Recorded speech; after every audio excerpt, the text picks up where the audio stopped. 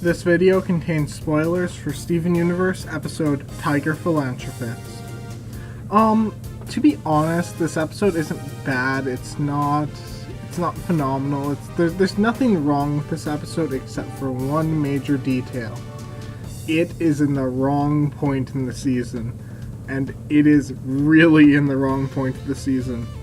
It feels more like an aftershock of the Jasper arc, where Amethyst was feeling kind of low from her fight with Jasper. Like she finally realized, hey, I am me. I can do what I can just be myself and all that. And she doesn't need wrestling anymore in this episode. I feel like if this episode actually aired earlier in the season, when we had episodes like Mindful Education or The Kindergarten Kid, like, it should have aired at the beginning of the season. I don't know why they saved it for here, but either way, it's here, and it's just a hard closure for the Jasper arc. It's just there to tell you, hey, Amethyst is done with this. She's not going to feel any more self-doubt. She's over that. I think, on one hand, I really wanted it back then, but on the other hand, after meeting other Amethyst, that could be a reason why they put it here, because that kind of solidified that, hey, she's okay being herself because all these other gems accept her. It's just Jasper. Just this one Jasper that made her feel inadequate and stuff. So the fact that it's here is kind of confusing, because on one hand it feels like it should belong earlier in the season, but on the other hand, after the Steven bomb, this kind of just gives closure to that whole arc. We know she's not going to ever be self-doubtful again, or she might be, but I think this is just to tell us, hey, she's done. She's done. She's not going to go back to this. It's not going to end up repeating itself. We're not going to rehash any of the stories back there. So on one hand, yeah, I really like that. I really like how it gives closure to that.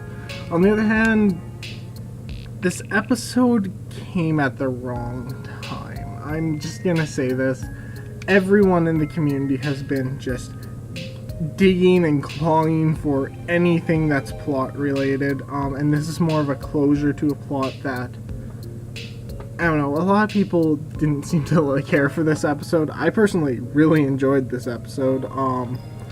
I just like seeing the slight action they use, the wrestling vibe, all these characters returning in the more solidified art style. I'm really happy to see this, because early in season 1, everyone agrees the art style was wonky, all over the place, it was inconsistent, sometimes it looked really good, sometimes it looked really bad, but now we see all these characters redrawn in this. I feel like this should have aired after, depends what comes next for Room for Ruby.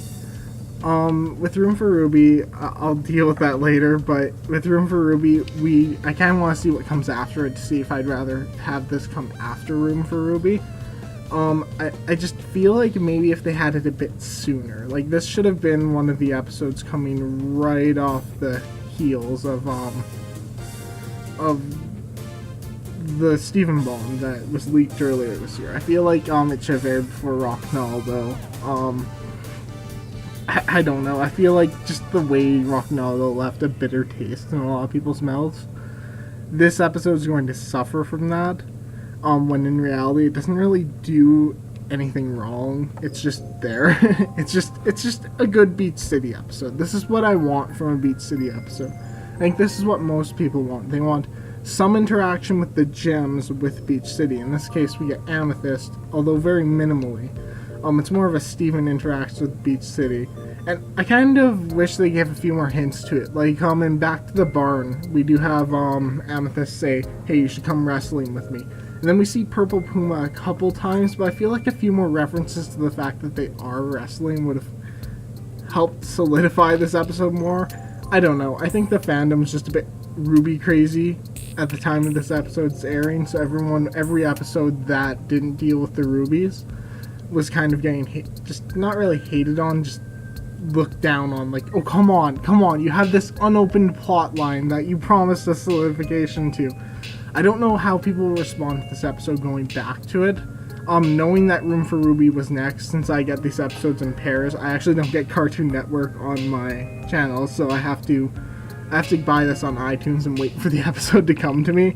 and it finally came on a Friday after Room for Ruby aired. So I get this episode after I've seen a lot of people talking about it and saying, hey, this episode wasn't that great, I want Room for Ruby, I want Ruby closure. And I feel like now that we have that, and now that I knew that was coming, I was a bit more easy on the episode. So I'm not really sure how I would have reacted if I was watching this in real time with people.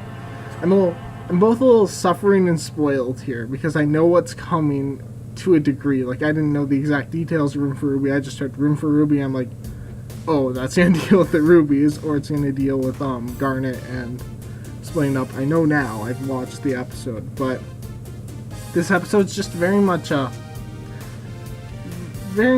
a side episode. Like, would I skip this if I were just watching for the plot? I'm not sure, because it does give closure to the Amethyst arc after she's been accepted by those other Amethysts.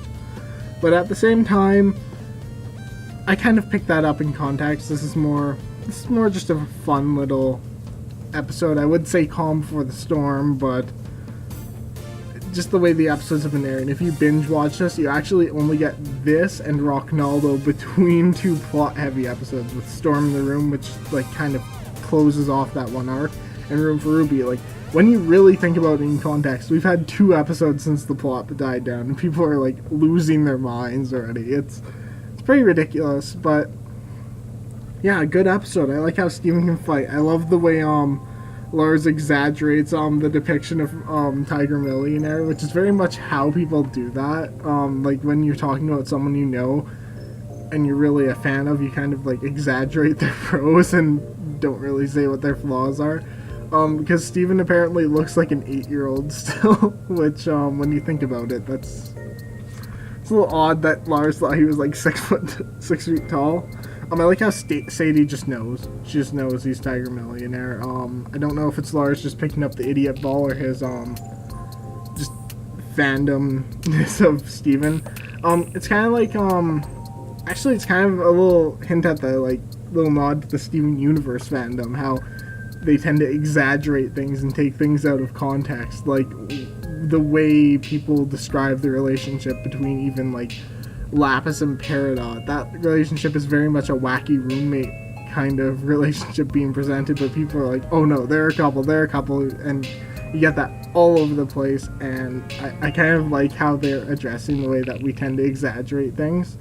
Sometimes our exaggerations come true, sometimes they're not. Yeah, I'm not sure about the Lapis and Peridot thing. I'm not sure how that will go.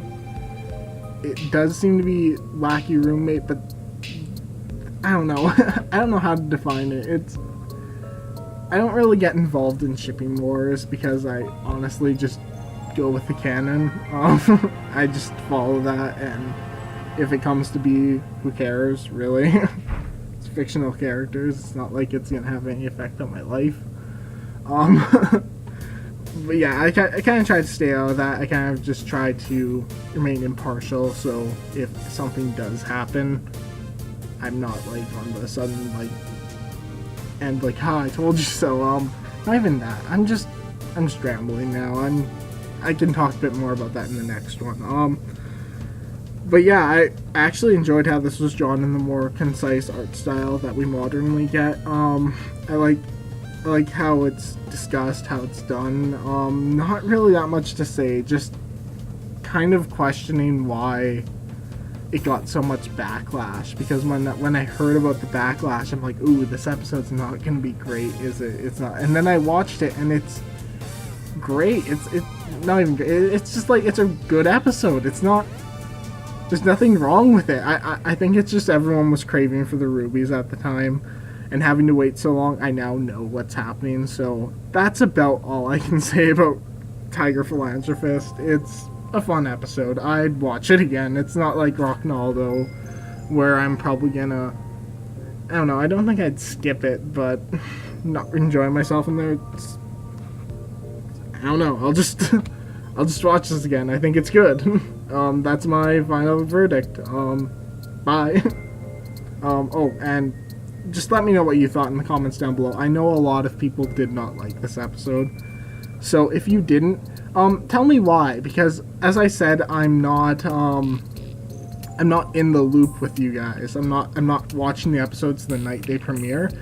So if you did watch this, if you had to wait weeks and weeks for these episodes to come, let me know what it was like. Why would this episode seem as a disappointment to you, compared to like how I felt? Just let me know in the comments down below, and see you guys next time.